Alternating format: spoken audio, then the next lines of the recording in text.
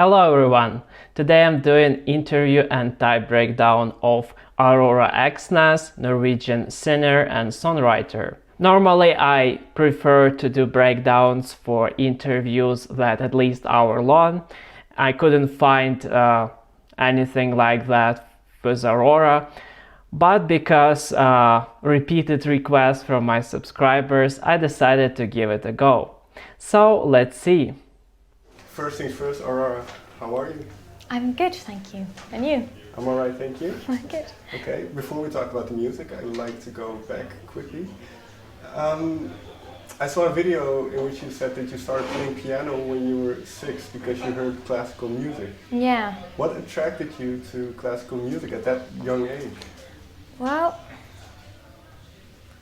I don't know. It was just classical music. I just find it very emotional, and there was no words, but I kind of felt that I could understand what the song was about anyway, and I just really liked the emotion. Seeing this sort of invisible connection, some hidden meaning, and especially in music, it means introverted intuition. The flow of music correlates a lot with the flow of time, because music is a lot about rhythm, and having this sort of like chords and intonations and all these little things in music is sort of they could be symbolic, and if you feel this meaning behind the symbolism of music and how it sounds, this is introverted intuition. Also, immediately she looks to me like a person with high emotion, and as well she confirms it in speech by doing emphasis on emotional part of the music and her feelings with regards to that. And it was so relaxed and quiet and nice, and I love the sound of piano. So that's why I try to play them myself on the piano afterwards. When she moves, she does a lot of this sort of jerky, sharp moves that are not fluid motions with her body, which suggests her likely being into it rather than censor. And also the way when she moves around, and she does a lot of these quick moves, she frequently changes the direction of the movement. It's sort of like more chaotic and unpredictable. And this is also a hint of her being irrational. And was it because your sister played classical that you heard it, or was Beethoven or for instance playing I love Beethoven. in your house? My sister, she's 10 years older than me, so when she was around 16, she just stopped playing piano, and I think she played for like 2 years just by herself, just like... She frequently does emphasis on time periods, age difference, stuff like that, even though she wasn't asked about this specifically. And when people reference time a lot in their speech, even though she was not being asked about time periods, and she mentioned like 3 different times of the time periods, it means that it matters for her, and it means that it's likely she values introverted intuition. You know, there's something inside me that needs to make music, and I need to be able to hear it and to play the music I make, so I can hear it myself. And it's kind of you kind of understand yourself better when you make music and you play it and you listen to it and you kind of understand your... I don't know, it's very strange, but I need to make music. But sometimes it's just nice, and it's more relaxing to just play something. Notice how in her speech are dominant all the introverted aspects. Understanding, listening, it's nice, it's relaxing, understanding yourself. All of these are all the introverted aspects that exist, they are all present in her speech. When you can find a lot of introverted or extroverted aspects that are significantly outweigh their polar counterparts, it's usually indication of that person introversion or extroversion, and in this case there were much more introverted aspects throughout her speech, so this points out introversion. Also the way she says that she needs to create. And usually people with the first emotion, they especially attach to their work and their creation, and they see themselves in it. And because emotion, it's all about your emotional state and feelings, no one really other than first emotion can feel at such intense levels. That's why so many people with first emotion, they go to art, where they can express themselves, they can release these feelings and don't just hold them and bear them inside. I know a lot of people who are great creators and great artists who got first emotion. And one common trait among their work is that people are really getting immersed in the worlds or experiences, and they have some strong feelings and getting touched by it. But there is one important condition, that the person with first emotion that chooses art, they really need to spend so much time and effort to master their skills first. Otherwise, they won't be able to really express everything the way they want. I was a very sensitive child, and I felt a lot, and I kind of needed to process these feelings to be able to move on in life, as we all need to, and that's why I started making music, so I can, get these emotions out of my body. That's awesome. She talks exactly about what I just was mentioning. Like many people, I'm kind of afraid to feel too much and to think about sad things, because it makes us sad. But I think it's important to cry. I like her honesty about it. And indeed, when you accumulate so much emotions, so much intense and very strong emotions, you feel the need to release them in some way, because if you don't do that, you're gonna struggle. Some of the ways to do it is, of course, in art, in creation, and as well in just being emotional, just express it through crying, for instance. First emotion, despite being the highest emotion that you can have, it's not very open, it's not very communicative, and it's usually tends to hold back and be more reserved, and don't express emotions until there is a safe environment, or otherwise until you cannot hold them anymore. And I really enjoy to be alone a lot. And when you're alone, you have time to think a lot. Introverts restore their energy while being alone, while extroverts energize while being exposed to the outside world, interacting with people, participating in different activities, so on and so forth. Yeah, and I did it when I was 16, when I graduated from high school, I think, Right.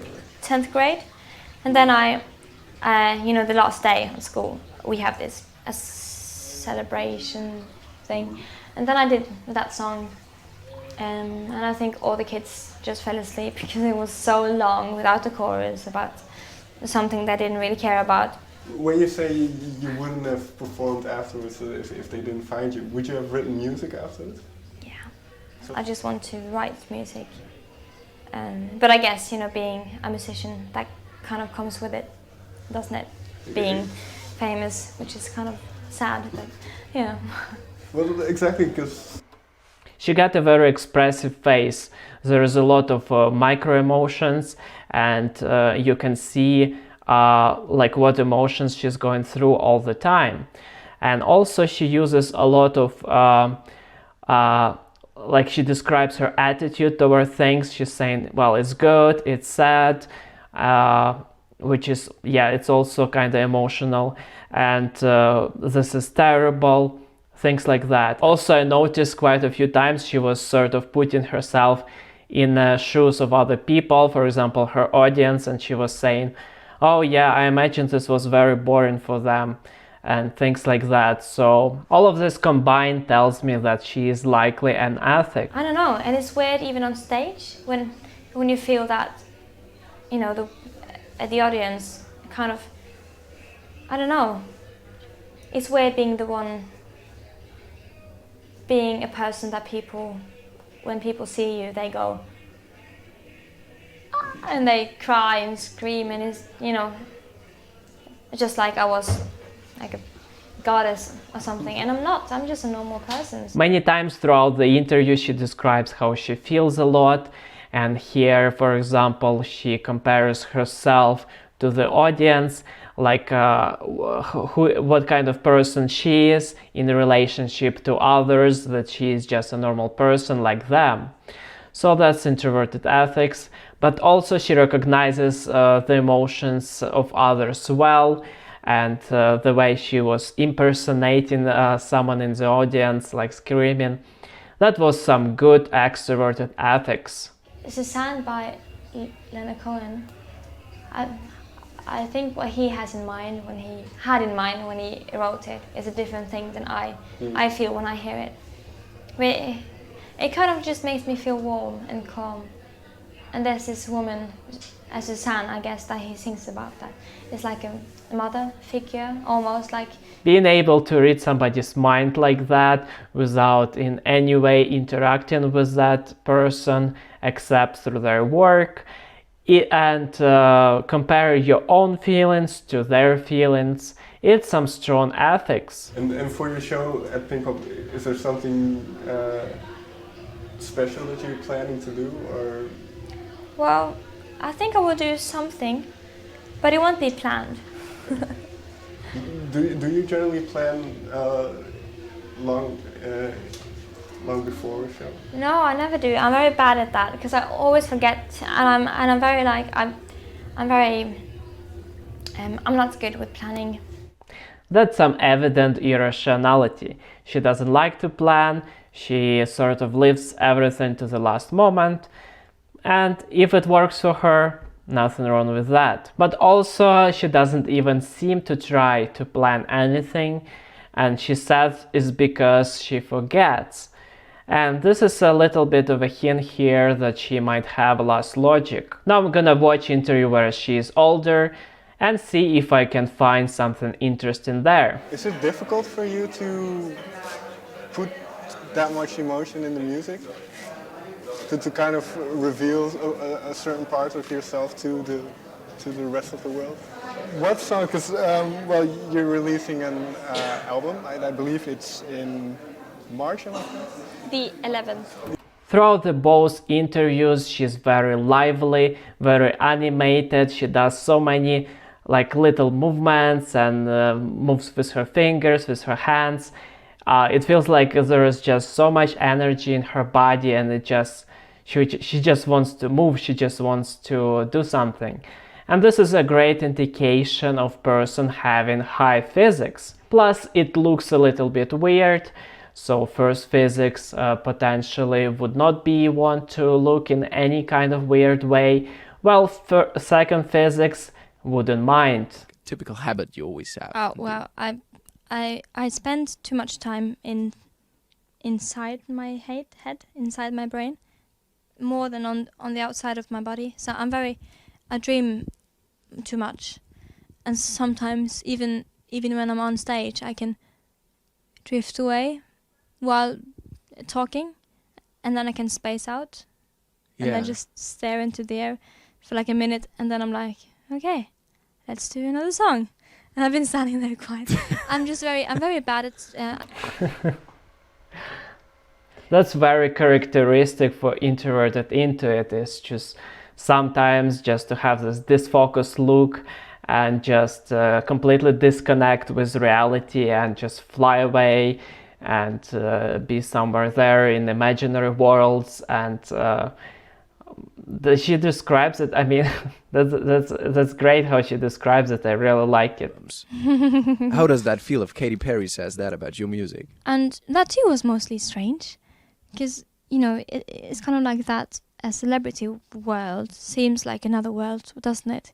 You know, because I don't know, it must be weird, because everyone knows who they are, but they don't know who you are. Then suddenly they know who you are, because suddenly she knew who I was for at least those minutes, because she tweeted about me, so she must have known who I was for those minutes. When she tweeted about me. Anyway, you have to edit all this right afterwards, because We will, it's alright, just talk. Throughout these few interviews, I noticed that her speech was quite simple. She never was really going in depth explaining things, having very simple constructions of sentences, not really going into depth on different topics, not really expanding on them. And it's all quite natural for people who got logical thinking as low priority. And in particular, this matches force logic. Okay, everyone, it's time to wrap it up. Is Aurora logic or ethic? Well, I could say she is definitely an ethic. Throughout all interviews, ethic was a dominant aspect that she was using all the time. And it was both introverted ethics in relation to people and how she was feeling about things, and extroverted ethics. She was easily catching both her emotions and emotions of others, and she was talking about this all the time. So next, is she into it or censor? Well, throughout the whole interview I was hearing very little sensing aspects, but I heard quite a bit of introverted intuition. So I would say she is into it. And next step is what her values. One is quite clear, is introverted intuition. She was also using a lot of ethics, but because it was both introverted and extroverted ethics, it is difficult to say which one is her value. But we can determine this by looking at other aspects. So next, we saw a lot of irrationality and introversion. And this helps us to finally come down to one type, which is intuitive ethical introvert. And now let's move on to the psychosophic type. Aurora was making a huge emphasis on emotion, of how much of an emotional person she is, and how she uses music as a way to relieve herself from the emotions, and that she is doing it because she feels like she needs to, and not because she just wants to interact with others. She's doing it for herself first, but then she shares it with others. So all this quite matching first emotion. And I think that her second function is physics, because she is very energetic, she got a lot of energy in her body, she moves a lot, and as I already mentioned, I think that she got force logic. And this leaves us with third will. And indeed, there were a couple things that would confirm that, as for example, when she was saying that if studio wouldn't pick her up when she was performing, then she probably would never perform again. This is pretty passive behavior that would match low will. Okay guys, thank you very much for watching. It was very interesting. Thank you for suggesting me her. And I hope you enjoyed it too. Let me know what you think in the comments. Leave like and subscribe if you want to support this channel.